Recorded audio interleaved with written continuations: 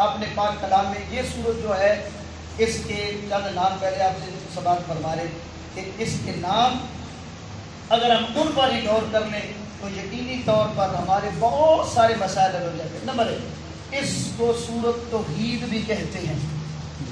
सूरत तौहीद, बोलिए क्या नाम है? सूरत तौहीद।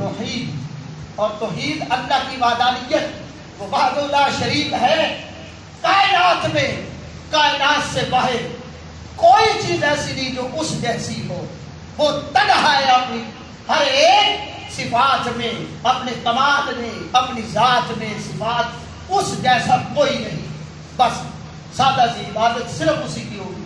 गैर की इबादत का तसव्वुर भी मुसलमान नहीं कर सकता।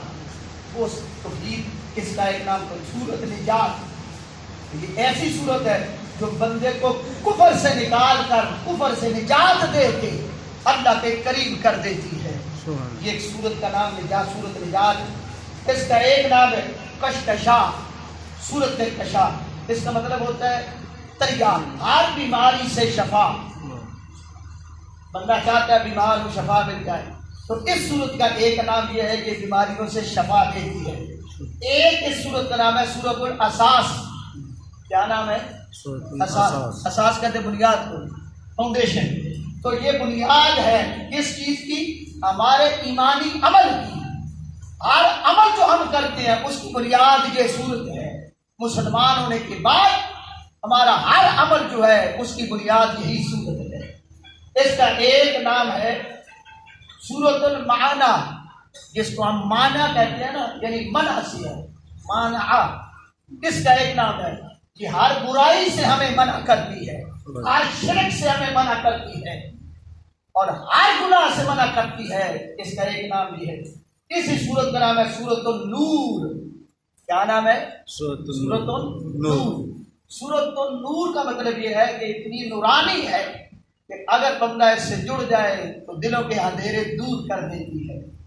एक इसका नाम है सूरतुल अमान। क्या नाम है? सूरतुल अमान।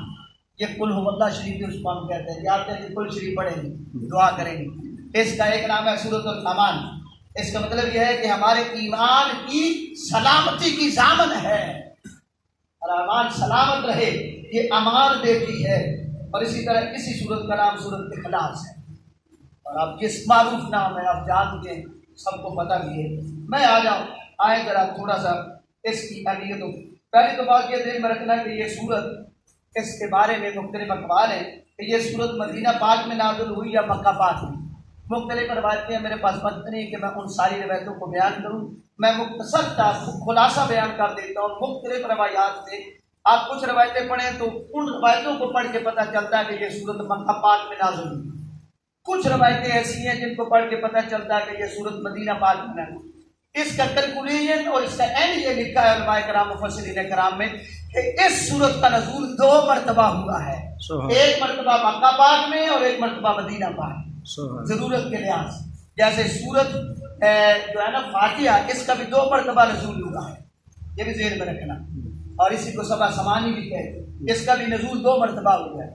अल्लाह ने 2 मरतबा इन सूरतों को भेजा। खैर, अब हम आगे आ जाते हैं इसकी जरूरत और अहमियत क्या है।